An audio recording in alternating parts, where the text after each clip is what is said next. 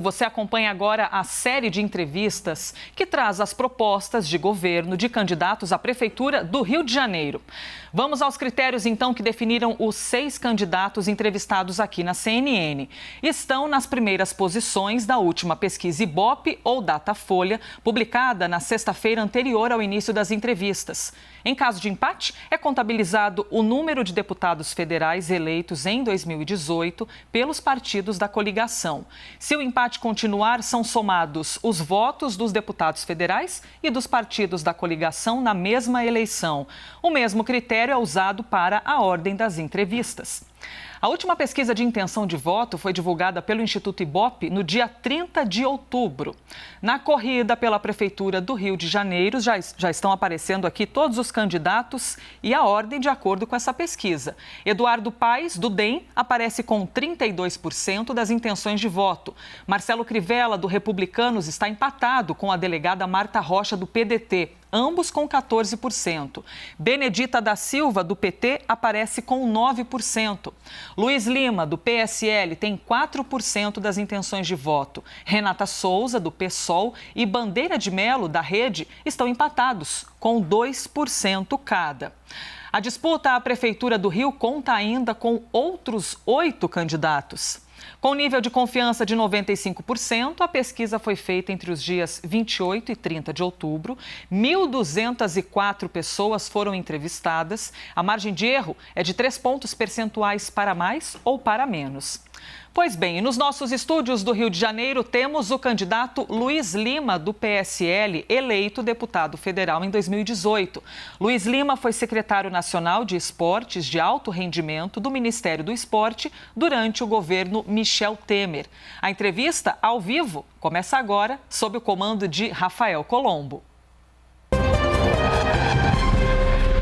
Candidato Luiz Lima, bom dia. Eu queria começar a nossa entrevista falando sobre saúde. Segundo dados da própria Prefeitura, são 370 mil pacientes aguardando na fila de espera, tempo indeterminado, por exame, por consulta, por cirurgia. A fila em 2017 era metade disso. O que é que o senhor pretende fazer para que os cariocas sejam atendidos num tempo minimamente adequado? O tempo da nossa entrevista de 15 minutos começa a contar a partir de agora. Rafael, obrigado pelo convite, obrigado à CNN. Rafael, nós temos no município do Rio de Janeiro a maior rede hospitalar, a maior rede de assistência médica em um município do mundo. Nós temos 237 postos de saúde, clínicas da família, nós temos 25 hospitais municipais, nós temos 8 hospitais emergenciais. A gente teve uma queda do poder aquisitivo da população nesse período onde a gente está vivendo. Nós tivemos a migração de pessoas que tinham o serviço privado de saúde migrando para o serviço público. A demanda aumentou, não houve fiscalização nesse período de governo do atual prefeito. Então, nós temos o mau uso do recurso público, nós temos nas 237 clínicas da família, onde é feito o atendimento básico, onde o cidadão que procura aquela clínica poderia ser muito bem atendido naquele posto de saúde, e você não tem médico especialista, você não tem cardiologista, você não tem neurologista. E o que acontece? A demanda aumentou, você traz fila para os hospitais de emergência, você tem um acúmulo no número de pessoas necessitando por cirurgia. Então, o terceiro turno cirúrgico é importantíssimo para a gente diminuir essa fila e atender a população. As OSs, Rafael, que são contratadas, são verdadeiros ralos de corrupção. É verdade que a OS melhora e desburocratiza a contratação de pessoas, a compra de materiais, mas é importante que a Prefeitura tenha fiscalização. É importante que a OS tenha muito claro no seu dever com a população prestação de contas. O que acontece? Muitas clínicas da família são redutos eleitorais de vereadores. São 51 vereadores. Para o prefeito se manter no poder, ele vende, entre aspas, essas clínicas de família e se tornam redutos eleitorais. E isso você traz o assistencialismo, mas o assistencialismo que de fato não traz assistência nenhuma ao cidadão. O nosso plano é trazer dentro da Secretaria de Saúde uma fiscalização, cobrar dessas OS, se elas não estiverem estiverem, de fato, colaborando com um bom atendimento ao cidadão, nova licitação, e se esse modelo realmente for um modelo que não traga sucesso para a área de saúde do município, vai ficar, sim, a cargo do município a administração dessas 237 clínicas da família, dos nossos hospitais e das nossas 20 UPAs. O senhor tocou aí na relação com vereadores. Que tipo de relação o senhor pretende estabelecer com o Legislativo? Eles poderão continuar indicando gente, por exemplo, para prefeituras regionais no Rio de Janeiro, que administram determinadas regiões da cidade? Para postos de saúde, o senhor já indicou que não. Mas como estabelecer uma relação em que os vereadores possam participar da administração sem que isso se transforme em uma relação fisiológica? Rafael, eu estou há 2 anos na Câmara dos Deputados, somos 513 deputados. Eu fui o primeiro deputado da base do governo a ter um projeto de lei aprovado em apenas 6 meses. Graças a Deus, eu tenho a capacidade de conversar com todos. Eu tenho a minha ideologia política, a minha escolha, mas eu sou uma pessoa que eu acredito mais em pessoas do que em partidos. O meu governo aqui na Prefeitura do Rio de Janeiro, ele nasce com uma coligação pequena entre 2 partidos. E entre 2 partidos que estão me dando a total liberdade para eu escolher os meus secretários, o pessoal que vai integrar as empresas municipais, as autarquias, ao contrário dos candidatos que lideram as pesquisas, Eduardo Paes e Crivella. Suas coligações são enormes, 8, 7 partidos. Os seus vices também são altamente comprometidos. A gente tem o Caldeira, o vice do Eduardo Paes, que trabalhou com Crivella e com Witzel. Então, eles já partem de um governo com compromissos que vão comprometer a sua governabilidade. O que tem ocorrido hoje no município do Rio de Janeiro? Você não tem uma política de Estado, e sim uma política partidária. E uma política partidária ainda desorganizada, porque esses secretários, eles representam movimentos políticos independentes e que não há uma integração. Como é que você vai cuidar da educação? Como é que você vai cuidar da saúde? Como é que você vai cuidar da segurança, da ordem pública, da conservação, se você tem 5 secretários obedecendo a caciques diferentes, que muitos deles estão em Brasília com a única intenção de utilizar o Rio de Janeiro e seus 7 milhões de eleitores como reduto eleitoral? Rafael, para quem é de fora do Rio de Janeiro, nós seguimos há 40 anos o brizolismo aqui no Rio de Janeiro. 83, com o governador Brizola, que o César Maia foi secretário de Fazenda e ajudou a eleger o Brizola em 83. Eduardo Paes tem como padrinho César Maia. Eduardo Paes trabalha na vida pública desde garotinho, desde 20 anos de idade. Ele é bom administrador, mas ele só fez isso na vida. E hoje ele representa o Rodrigo Maia, filho do César Maia aqui no Rio de Janeiro, que é freio de mão puxado no Congresso Nacional. Então, eu lamento muito que o Rio de Janeiro, há 40 anos, esteja sendo usado como ferramenta de troca política e de poder no nosso país. O cidadão carioca tem que pensar bem, não acreditem em pesquisas. Pesquisas são frias, pesquisas não refletem a realidade. Está aí o que aconteceu nos Estados Unidos, está o que aconteceu em 2016 e em 2018. A eleição não acaba no primeiro turno. Então, se vocês querem um resultado diferente para a nossa cidade, tão linda aqui no fundo, temos que escolher pessoas diferentes. Candidato, como é que o senhor pretende lidar com a pandemia do coronavírus? A partir do momento em que o próximo prefeito toma posse, 1º de janeiro, ainda não haverá vacina à disposição. O Rio vai viver um momento específico, porque férias de verão, as pessoas estão no Rio de Janeiro, querem ir ao Rio, os bares, os hotéis, os restaurantes precisam dos turistas. Como é que o senhor pretende lidar com a necessidade ainda de distanciamento social, porque não haverá vacina em massa, e com a necessidade da economia do Rio de Janeiro voltar a girar? Rafael, primeiro que eu sou super favorável a qualquer vacina, ela vindo de qualquer parte do mundo. Se ela for eficaz, eu sou de acordo. O Rio de Janeiro, Rafael, ele vive um momento, assim como todo o nosso país, de uma campanha responsável que foi feita no nosso país, que é o Fique em Casa. Num país do tamanho da Europa, na qual os estados eles se assemelham a países da Europa, quando você faz um lockdown nacional, você subestima ou superestima uma determinada localidade. O Rio de Janeiro perdeu muito com a arrecadação do ISS, que é uma fonte de recursos do município que representa 30%.